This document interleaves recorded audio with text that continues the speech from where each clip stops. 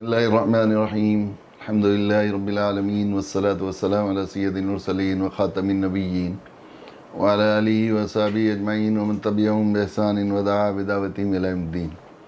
अम्मा बाद फ़अऊज़ु बिल्लाहि मिनश शैतानिर रजीम। बिस्मिल्लाहिर्रहमानिर्रहीम।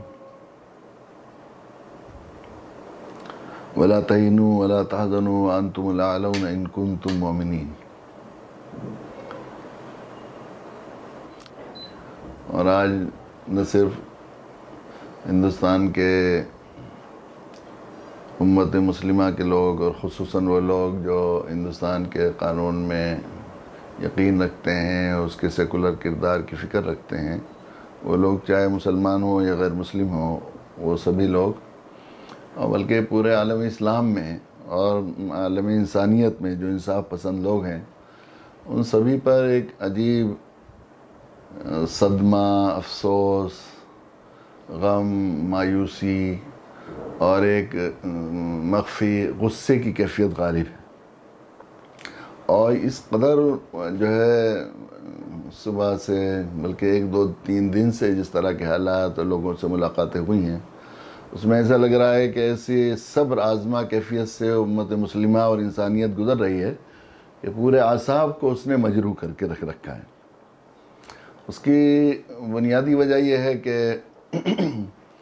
ख़ास तौर पर आज वो बाबरी मस्जिद की जगह, जिस तरह बाबरी मस्जिद के इशू को उठाया गया और उसके बाद उसको शहीद किया गया, उसकी जगह पर फिर अदालत के ज़रिए फ़ैसला लिया गया और फिर उसके बाद अब आज भूमि पूजन का जिस तरह पर ईद मनाया गया और चरागाह किया गया, उसके अलावा कश्मीर से दफ़ा 370 हटाने का की जो है वो सालगिरह मनाना और इस तरह की दूसरी चीज़ें हैं जो होती रही। जहाँ तक बाबरी मस्जिद की शहीद और वीरान होकर वहाँ मंदिर बन जाने का मसला है, तो वो कोई एक ही मस्जिद नहीं है जिसका हमें गम और अफसोस होना चाहिए। हमारे मुल्क हिंदुस्तान में कितनी बड़ी तादाद में मसाजिद और अल्लाह की बड़ी शान वाले घर वीरान हैं। वो सिर्फ बादशाहों के बनाए हुए भी हैं और नवाबों के बनाए हुए भी हैं, अहलुल्लाह के बनाए हुए भी हैं।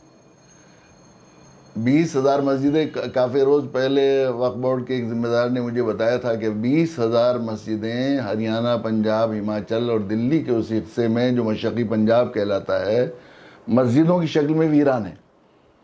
उनमें कुछ मंदिर भी बना दिए गए हैं, वहाँ न होने की वजह से दूसरों के कब्ज़े में घर भी रह रहे हैं, भैंसें भी बंधी हुई हैं, और उसमें बहुत सी ऐसी मस्जिदें भी हैं जो मंदिर बनाए हैं उन लोगों ने जो पहले उसमें इबादत किया करते थे, उन लोगों ने ख़ुद अपने मुर्तद होकर बना दी हैं। ऐसी बड़ी तादाद।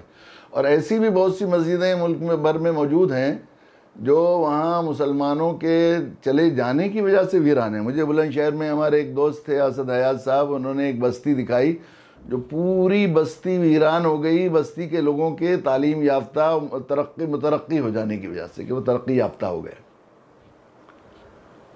किसी भी वजह से। वो पढ़ कर जाए दूसरे मुल्कों में चले गए, बड़े लोग थे, और या कहीं बाहर शहरों में रहने लगे तो वो बस्ती वीरान।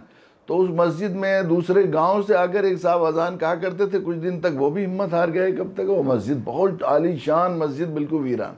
और ऐसी गढ़ी हैं नवाबों की, और महल हैं, और ऐसे बड़े बड़े महल वहाँ हैं। और बाज़ लोगों ने अपने जंगलों में फार्म हाउस टाइप के बना रखे थे, वहाँ मस्जिदें बनाई हुई थी। तो हज़ारों हज़ार मस्जिदें मुल्क में वीरान हैं। बाबरी मस्जिद के का इसलिए ज़रा इसके साथ जज्बाती ताल्लुक़ हो गया है कि हमारे बिरादरान वतन में वो लोग जिनको हम कह सकते हैं राष्ट्रवाद के नाम पर, वो हम ये तो नहीं, दो तरह के लोग होते हैं, किया तो उन्होंने के साथ आखिरी दर्जे में ज़्यादती, या तो दाना जो है नादान दोस्त या दाना दुश्मन कह सकते हैं उन्हें। तो दाना दुश्मन तो हमें उन्हें नहीं कह सकते, चूँकि हम एक दाई कौम है और दाई की हैसियत तबीब की होती है। हमारे नबी सल्लल्लाहु अलैहि वसल्लम ने हमेशा हमें जो है वो जो है खैर और उम्मीद की तरफ हमें रुख करने का वो किया है। अल्लाह के नबी सल्लल्लाहु अलैहि वसल्लम ने कभी अपने मदुओं को दुश्मन ना समझा है ना माना है। तो हम भी उन्हें दाना दुश्मन तो नहीं समझ सकते, नादान दोस्त ज़रूर हैं। दाना दुश्मन जो है, नादान दोस्त दाना दुश्मन से ज़्यादा जो है घर के लिए या किसी कौम के लिए नुकसानदेह होता है, कि वो जो है वो किसी मुल्क में भाइयों भाइयों में लड़ाई पैदा कर देना और नफ़रत का माहौल पैदा कर देना, ईंट से ईंट भिजा उसको जो है भिड़ा देना। जो अंग्रेज़ यहाँ के हिंदुस्तान की ईंट से ईंट भिड़ाने के लिए आए थे, उन्होंने जो तरीक़ा इख्तियार किया है वो हमारे नादान दोस्तों ने किया। तो उन्होंने अपना सियासी उल्लू सीधा करने के लिए बाबरी मस्जिद के इशू को बहुत ज़्यादा गरमाया। बाबरी मस्जिद और राम मंदिर की इस पर जो है सवारी पर चढ़कर उन्होंने कुर्सी हासिल की है।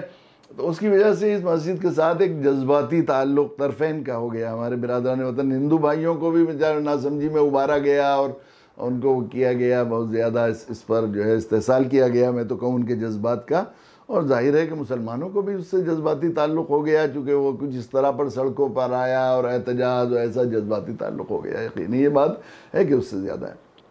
मगर वो इस वक्त मेरा ख़्याल ये है कि हम लोग जो है, ये वक्त हमारे लिए मायूसी का नहीं है। ये मायूसी तो कुफ्र है। इन्नहु, कुरान कहता है, कुरान पर ईमान है, इन्नहु ला यअज़ु मिन रौहिल्लाह इल्लल कौमुल काफ़िरून, कि सिर्फ काफिर ही जिनको अल्लाह की ज़ात पर ईमान ना हो, अल्लाह की ज़ात की रहमत पर और अल्लाह की कुदरत पर उनका ईमान ना हो, उन्हीं के लिए है सिर्फ जो है मायूसी। तो उन्हीं का शेवा है। ईमान वाले के लिए तो ईमान ने कहा वला तहिनु वला तहज़नु व अंतुमुल आलौना इन कुंतुम मुमिनीन, तुम क्यों घबराते हो, क्यों मायूस होते हो, क्यों गमगीन होते हो, तुम ही सरबुलंद हो। शर्त यह है कि तुम साहिब ईमान हो। इस मेरे ख्याल से ये है कि हम लोग असल में इसकी हमें जो है, हमारे लिए अल्लाह के नबी सल्लल्लाहु अलैहि वसल्लम की हर मोड़ पर, अच्छे हालात हों, बुरे हालात हों, मसाइल हों, जो मसाइल हैं, ये बात बार बार मैं अपने दोस्तों, साथियों, दुआत से और पूरी उम्मत मुस्लिमा, बल्कि पूरी इंसानियत से ये बात मैं अर्ज़ करता रहा हूँ। मैं या क्या अर्ज़ करता रहा हूँ, अल्लाह ताला ने हमें इस रुख पर सोचने का हुक्म दिया है।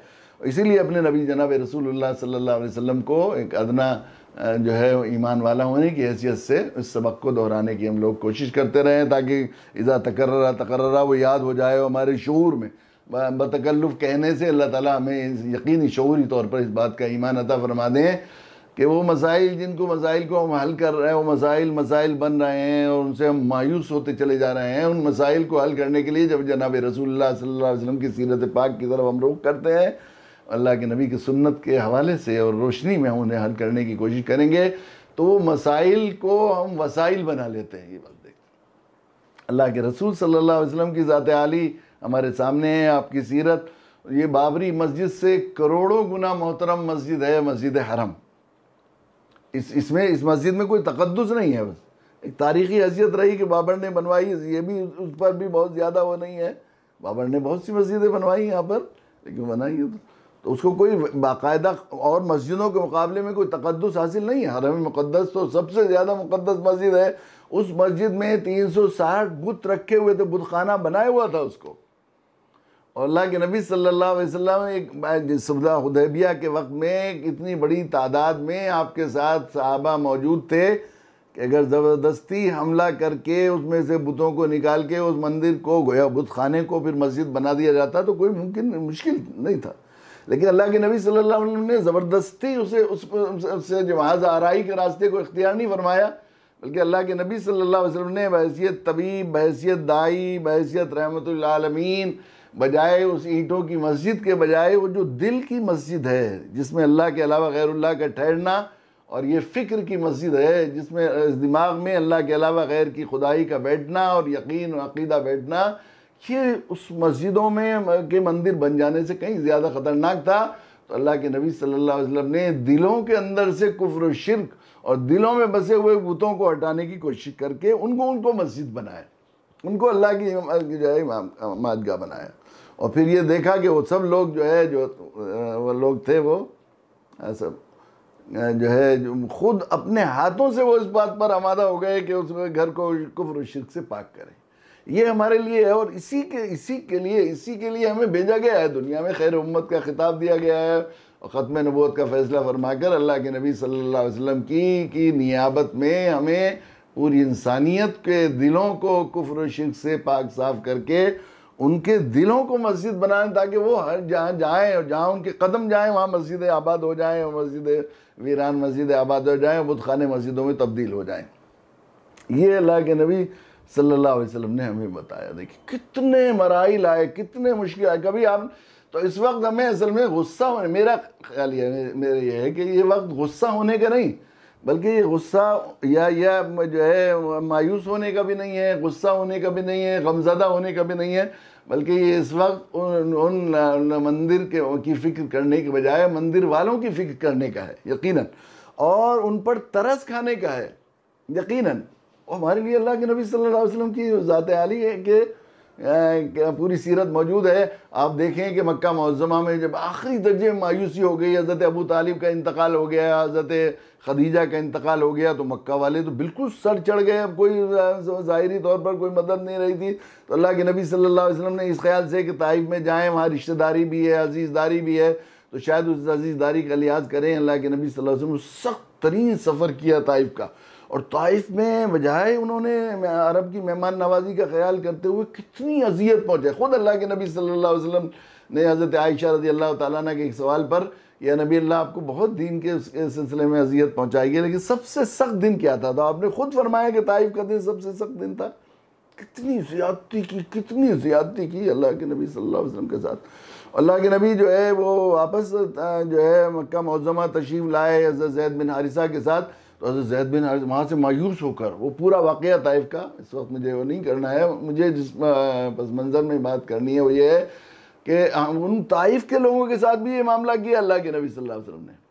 जब उनके साथ आखिरी दर्जे में ज़्यादती हुई, अल्लाह के नबी सल्लल्लाहु अलैहि वसल्लम उस बाग में चले गए, शैबा और रुतबा के जो रबिया के बेटे थे, उनके बाग में जाकर आपको जो है वो हज़रत ज़ैद बिन हारिसा कांधे पर डालकर बेहोश हालत में लेकर ले गए और मुँह पर चीटे दिया, आपको होश आया। तो वहाँ अल्लाह के नबी सल्लल्लाहु अलैहि वसल्लम ने वो दुआ की जो ताइफ की फरियाद थी, वो बहुत मशहूर दुआ है।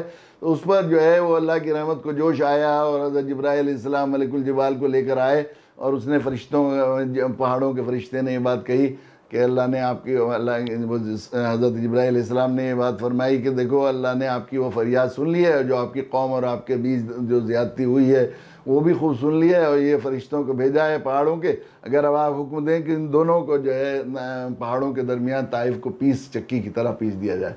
तो आपने फरमाया कि नहीं, मैं इनके लिए बद्दुआ करने के लिए नहीं भेजा गया हूँ, बल्कि मैं इसकी उम्मीद करता हूँ कि ये नहीं तो इनकी कौम में ऐसे लोग पैदा होंगे जो अल्लाह की बड़ाई बयान करेंगे। और ये बाद रिवायत में अल्लाह उमादी कौमी फ़इन्नहुम या ला यअलमून, अल्लाह मेरी कौम है, ये मेरे लोग हैं, अल्लाह इनको हिदायत दीजिए, जानते नहीं, अनजाने में ऐसा कर रहे हैं। इतनी सख्त ज़्यादती के बावजूद भी अल्लाह के नबी सल्लल्लाहु अलैहि वसल्लम ने ये रहम तरस का, ये जानते नहीं और उनकी तरफ से दिफा फरमाया गया अल्लाह के हुजूर, और वो नतीजा है। उसके बाद आप मक्का मुअज़्ज़मा आए, और फिर वो जो है मक्का का एक कायदा था कि अल्लाह के नबी सल्लल्लाहु अलैहि वसल्लम ने जो है अखनस इब्न शुरैक के पास पहले भेजा कि आप मुझे पनाह दे दो, मैं आ गया हूँ वापस। उसने मना कर दिया कि मेरे साथ उज़्र है। फिर जो है वो सुहेल एक थे, उनके पास भेजा, उन्होंने भी माजरत कर दी। फिर मुतम थे जो है उनके पास भेजा, तो उन्होंने कहा कि हाँ हम जो है उनकी पनाह कबूल करते हैं, वो पनाह में लेते हैं। उसने अपने बेटों को हथियार लगा कर भेजा, हरम में जो है आपने जाकर 2 रकत नमाज अदा की। वहाँ जो है सरदारा ने कुरैश बैठे हुए थे, मजाक कर रहे थे। अबू जहल ने देखा कि अल्लाह के नबी सल्लल्लाहु अलैहि वसल्लम नमाज़ पढ़ रहे हैं, तो उसने किसी को जो है वो किया कि कोई एक बड़ा सा ओज लाओ उठाकर, ऊँट का ओज उठाकर लेकर आया, और वो आपके सर अक़दस पर डाल दिया। और नहीं, सिर्फ नहीं ये नहीं किया, उसने बुरी भली गालियाँ दी अल्लाह के नबी सल्लल्लाहु अलैहि वसल्लम को, वजह तख्लीक़ कायनात को गालियाँ दी उन्होंने। यही नहीं किया, बल्कि ऐसा भी किया कि उसने जब अल्लाह के नबी सल्लल्लाहु अलैहि वसल्लम उनको दावत दे रहे थे कि शायद मेरा दिल टूटा हुआ है तो अबू जहल मान ले, और जैसे दुआ की तो उसने खुद जनाब रसूलुल्लाह सल्लल्लाहु अलैहि वसल्लम के चेहरे अनवर पर एक रिवायत में है कि आपके मुंह पर थूक दिया उस जालिम ने। तो वो एक बांदी जो है वो अब्दुल्ला एक थे, उनकी बांदी वहाँ देख रही थी। उसने जैसे ही हज़रत हमज़ा चले आए, हम इत्तफाक से कहीं से घूमते घामते, और उनके साथ तलवार और तीर कमान साथ में लगा ही रहता था, अरबों का मिजाज था। उन्होंने कहा तुम इतने बहादुर बनते हो और ये करते हो, तुम्हारे भतीजे के साथ अबू जहल ने ऐसा ऐसा किया। बस उन्हें जो है वो खून का जोश आ गया हज़रत हमज़ा को, और वो आए, और आने के बाद उसकी कमान उसके सर पर इतनी ज़ोर से मारी जो है अबू जहल खून से लहूलुहान हो गया। फिर अल्लाह के नबी सल्लल्लाहु अलैहि वसल्लम को तसल्ली देने के लिए आए हज़रत हमज़ा, बेटा खुश हो जाओ, मैंने तुम्हारे साथ जो उसने अबू जहल ने इतनी ज़्यादती की है तो मैंने उसका बदला ले लिया।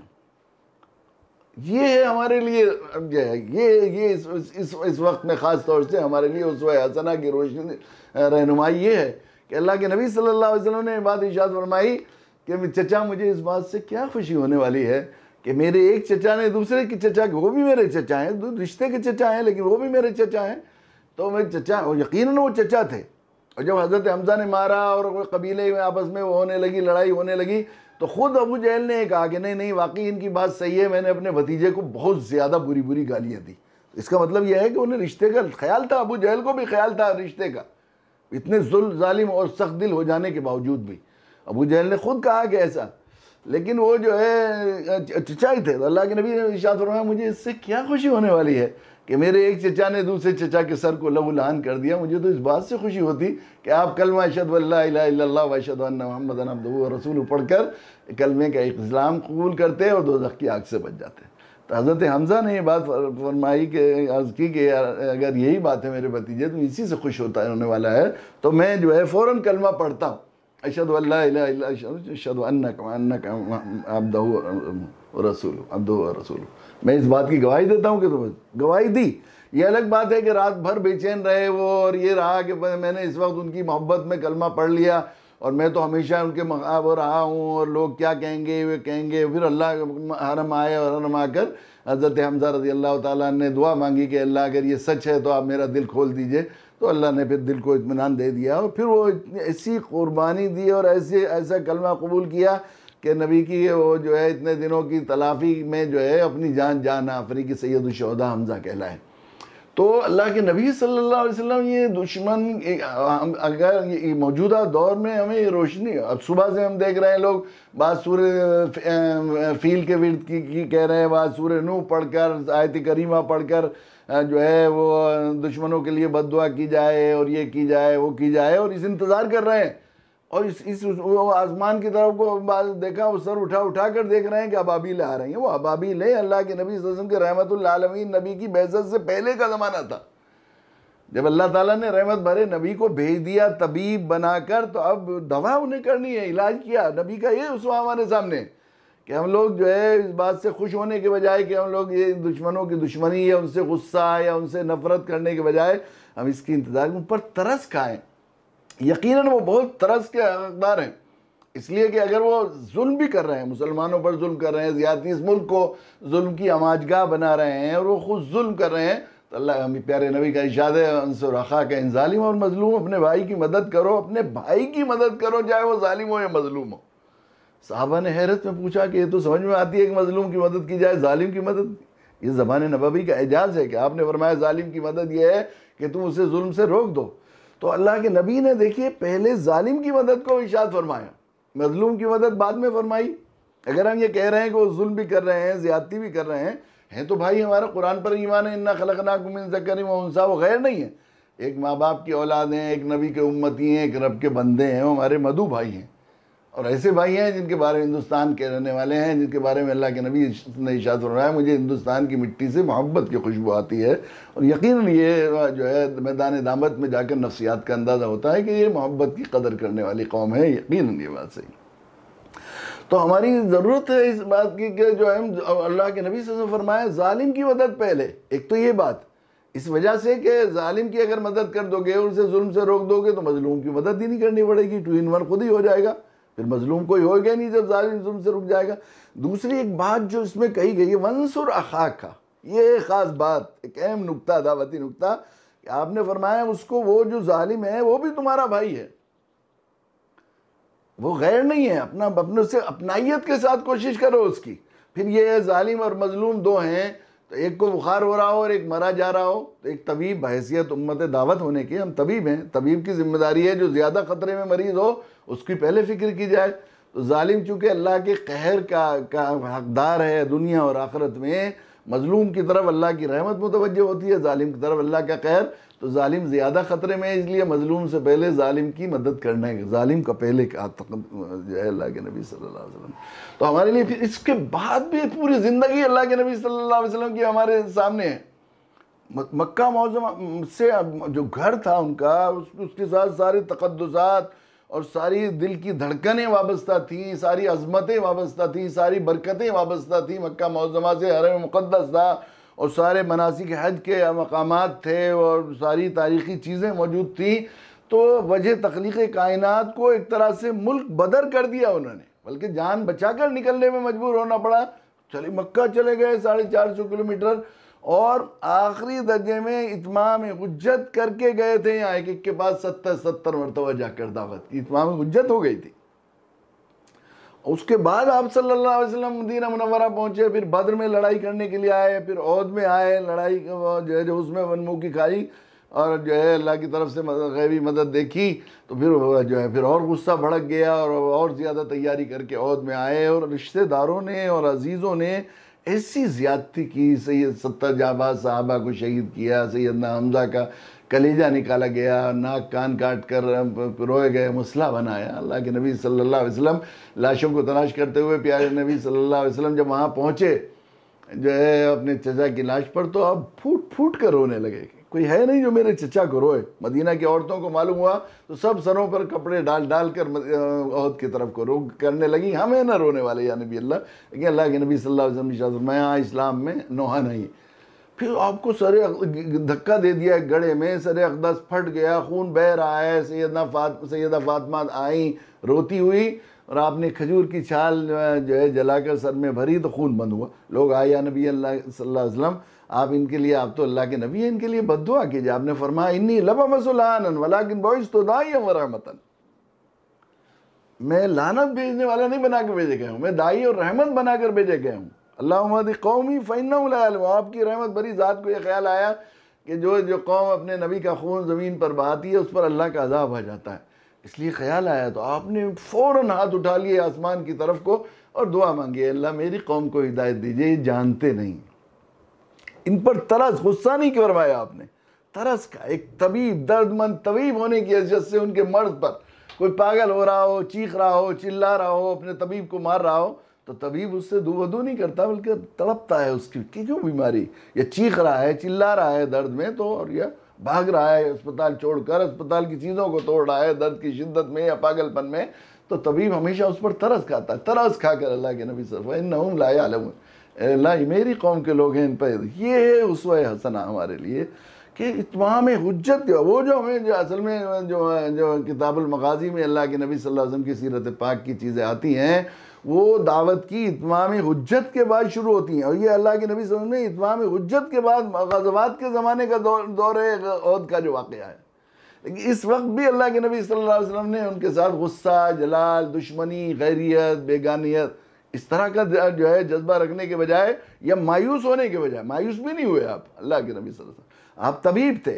एक तबीब की को मायूस होना आखिरी सांस तक शिफा की उम्मीद है। ये लाइलाज कह देना, लाइलाज जो कह देना, ये तिब्बी जुर्म कहलाता है। ये आखिरी सांस तक बहुत से लोग ऐसे हैं जिन्हें डॉक्टरों ने जवाब दे दिया और फिर अल्लाह ताला ने उनको शिफा फरमाई। इस तरह आखिरी सांस तक, जब तक हिदायत की ज़ाहिर उम्मीद है, आखिरी सांस तक। कितने लोग ऐसे हैं जो आखिरी सांस में कि दुश्मनी करते रहे और हिदायत याब हो गए, अल्लाह ताला ने उनको हिदायत दिया। तो फिर मायूस होने की कोई बात भी नहीं, दुश्मनी और नफरत की भी कोई बात नहीं, हमें तरस खाना चाहिए उन पर। और यकीनन ये बात सही है, फ़इन्नहुम ला यअलमून, हम ईमान वाले हैं, हम सबको इस बात पर ईमान है कि जो शख्स कुफ्र और शिरक में जी रहा है वो अल्लाह का बागी और गद्दार है अल्लाह की ज़मीन पर रहकर। तो वो काबिल तरस है, वो फ़िक्र के लायक है, वो गुस्से के लायक नहीं, वो फ़िक्र के लायक है। वो हमें हमारे ऊपर तरस के लायक है कि उनकी कोशिश करें। अगर उनको ये मालूम हो कि रास्ता, जिस रास्ते पर हम चल रहे हैं और ये जो है अल्लाह के घरों को गैरुल्लाह की इबादत की जगह बना रहे हैं, वो कर रहे हैं, तो फिर हम जो है दोज़ख में जाएंगे और हमारी निजात नहीं मिलेगी। क्या क्या कोई अक्लमंद आदमी जिसे मोटी सी भी अकल हो वो क्या उस राह पर चल सकता है? तो बेचारे नासमझी में ऐसा कर रहे हैं, नासमझी में आग की तरफ जा रहे हैं, गलत रास्ते पर जा रहे हैं, नादानी में बेचारे। और उसमें उस नादानी के बेक वास्ता मुजरिम हम हैं कि हमने उनको समझाया नहीं। सही बात ये है, अगर हमने समझाया होता तो ये यूं भी मायूसी की है। देखिए कुदरत का अल्लाह की सुन्नत ये है कि जब अगर हमें लग रहा है कि आखिरी दर्जे में अंधेरा बढ़ रहा है, हो रहा है, और आखिरी दर्जे में अंधेर है और जुल्म है, तो ये अल्लाह का कायदा है कि जब अंधेरा आखिरी दर्जे में होता है तो फिर सहर होती है। और इस्लामी तारीख भी बताती है कि जब भी अल्लाह के नबी सल्लल्लाहु अलैहि वसल्लम के ज़माने में जो बुत परस्ती और जुल्मात का दौरा था, और फिर कैसे पाँव फटी और किस तरह इस्लाम के नूर से पूरी दुनिया आज तक मुनव्वर है। उसके बाद भी तारीख़ में इस तरह के वाक़यात आते रहे। सलाहुद्दीन अय्यूबी के ज़माने से पहले देखिए, तातारियों के ज़माने से पहले देखिए, वो हमारे यहाँ हिंदुस्तान में भी कई ऐसे मराइल हुए हैं जिनके बाद अल्लाह ताला ने जो है वो अंधेरों में से रोशनी निकाली।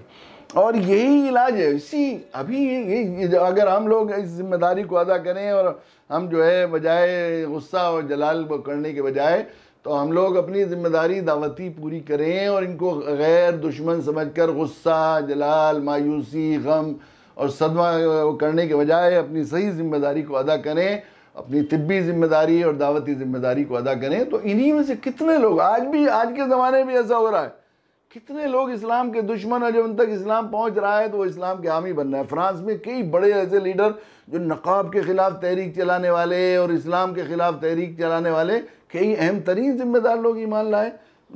हॉलैंड के जो है जॉन वान, कितने बड़े इस्लाम दुश्मन और इस्लाम मुखालिफ थे वो, कि उन्होंने जो है अल्लाह के नबी, इससे ज़्यादा इस्लाम मुसलमानों के लिए अज़ियतनाक काम करने वाला, मैं समझता हूँ कि मुसलमानों के लिए सबसे ज़्यादा अज़ियतनाक अगर कोई चीज़ हो सकती है तो अल्लाह के नबी सल्लल्लाहु अलैहि वसल्लम की शान में गुस्ताखी और बेअदबी। और सिर्फ शान में गुस्ताखी और बेअदबी नहीं, बल्कि उसने जो है अल्लाह के नबी सल्लल्लाहु अलैहि वसल्लम के इहानत आमेज़ कार्टूनों की एक कंपटीशन मुनक़िद करने का उस शख्स ने ऐलान किया था, तारीख़ मुतय्यन कर दी थी, उसके लिए इनाम तय कर दिए थे, पूरा सिस्टम और पूरा निज़ाम वो बना दिया था, उसका पूरा का पूरा बना दिया था। लेकिन अल्लाह ताला ने उसको ख़ुद बग़ैर किसी के दावत के, इस्लाम एक इंसान के अंदर की प्यास है और किसी तरह कुरान के ख़िलाफ़ किताब लिखने के सिलसिले में उसे अल्लाह ताला ने जो है समझाया। और फिर वो जो है ख़ुद ये बात कहते थे कि हमारी पूरी तहरीक और पूरी जो है जमात की कोशिश ये थी का निशाना और हदफ ये था कि हर करी और नापसंदीदा चीज़ को मुसलमानों, इस्लाम से मंसूब करके उसको जो है मीडिया के ज़रिए हाईलाइट किया जाए।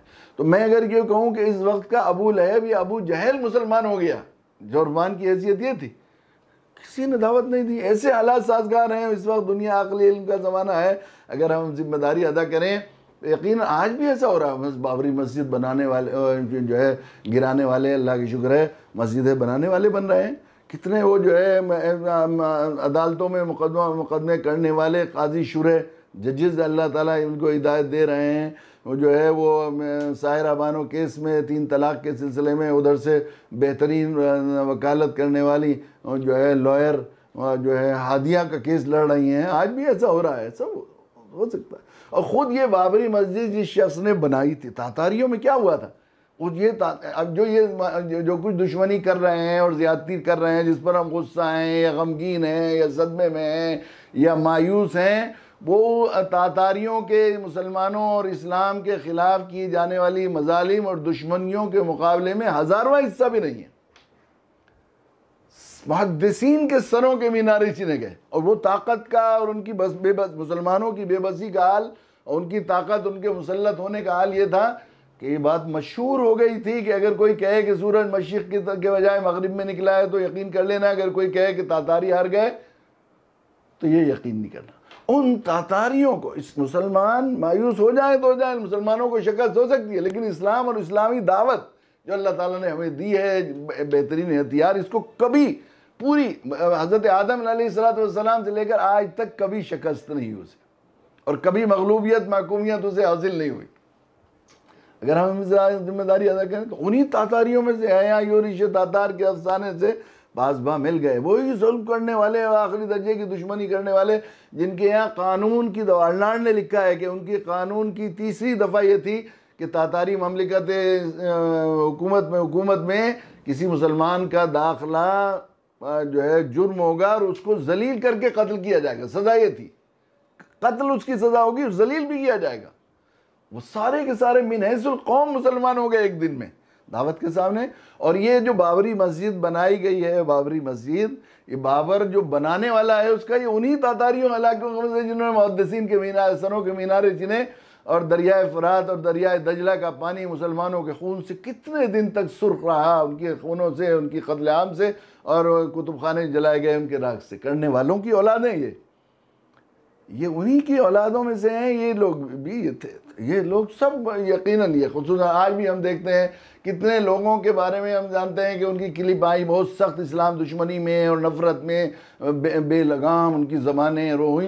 तो एक दो लोगों ने हल्का सा उनसे रब्ता किया और ज़रा अपनी दावती जिम्मेदारी को अदा किया, तो फिर उसके बाद उनकी क्लिपें आई। वो एक बहन बेचारी जिन्होंने बहुत सख्त जो है एहानत आमेर कुरान के ख़िलाफ़ और इस्लाम के ख़िलाफ़ बात की थी, तो चंद लोगों ने नेटी पर उनको जवाब दिया। मेरा ख्याल है कि ज़ाती तौर पर जाकर मोहब्बत से किसी ने उनसे नहीं बताई कि इस्लाम क्या है और ये दुश्मनी का क्या है, लेकिन उसका ख़ुद मैंने क्लिप पढ़ी कि इससे पहले कि ये यूट्यूब से मेरी क्लिप निकाल दी जाए, मैं चाहती हूँ कि तमाम मुसलमान भाई इस क्लिप को देख लें, उन्हें अंदाज़ा हो जाए कि उनकी बहन को कितना अफसोस और कितना सदमा है और वो कितनी माजरत खा है। मगर मेरे दिल में ये जो है कांटा मुसलसल लगा रहेगा, और इस शिकायत से मैं बाज नहीं आऊँगी कि भाई ये मुसलमानों ने हमारे साथ बहुत जुल्म किया है कि उन्होंने ऐसे अच्छे इस्लाम का तारुफ हमसे नहीं कराया और हम उस रोशनी को अंधेरा समझते रहे। ये उन्होंने ही कहा ये बात। तो ये मोहब्बत भरी कौमें मोहब्बत से करीब जाएँ तो हम लोग ये जो है, तो मायूस होने की कोई ज़रूरत नहीं है, कोई हमें तरस खाने की ज़रूरत है इन लोगों पर। ये कहाँ जा रहे हैं, हमारे भाई हैं, मौत का कुछ पता नहीं हो, मौत कोरोना और वबाई बीमारी में मौतों के अंबा शमशानों में जगह नहीं है। ऐसे वक्त में कितने लोग, हमें इस फिक्र की ज़रूरत है और इस पस मंज़र की ज़रूरत है कि कितने लोग बेचारे हमारे मुल्क में, दुनिया में चले गए जिन तक हमें दावत का पैगाम पहुँचाना था और हमने पहुँचाया नहीं। हमने तो अभी ये किया, एक भी ये किसी को जो है, हिंदुस्तान के लोग हैं इतने जो है करोड़ों करोड़ लोग माशाल्लाह यहाँ पर हिंदुस्तान में हैं, हमने किसी के तक बात पहुँचाई नहीं, एक दफ़ा शुरू भी नहीं की। सही बात यह है, अल्लाह के नबी सल्लल्लाहु अलैहि वसल्लम का उस्वा हसना ये है कि मक्का मुअज़्ज़मा की 13 साल में एक के पास 70 मरतबा, 94 की भी रिवायत है और बाद एक रिवायत जो है अगरचे वो ज़रा ज़ईफ़ है और कमज़ोर रिवायत है और बाद लोगों ने उसे मौजू भी कहा है, लेकिन सैयदुल अव्वलीन वल आखिरीन, दुनिया के बदतरीन फ़िरौन इंसानियत के पास 3000 बार जो है वो तशरीफ़ ले गए। आखिरी दर्जे की इत्माम हुज्जत के बाद अल्लाह के नबी सल्लल्लाहु अलैहि वसल्लम फिर भी ये दुआ मांग रहे हैं, अल्लाहुम्मा हदी कौमी फ़इन्नहुम ला यअलमून, और हमने दावत की इत्माम हुज्जत नहीं शुरू भी नहीं की। मैं यकीन से ये बात कह रहा हूँ कि हमारे हिंदुस्तान के 1 अरब 10 करोड़ लोगों में से 1 अरब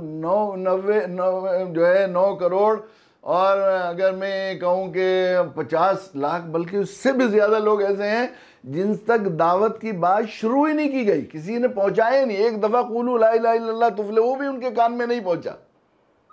अस्लिम तस्लम भी किसी ने अरबी में नहीं कहा उनसे। और हम ये इंतज़ार करें कि आसमान से अबाबिलें आ जाएंगी और ये हो जाएगा।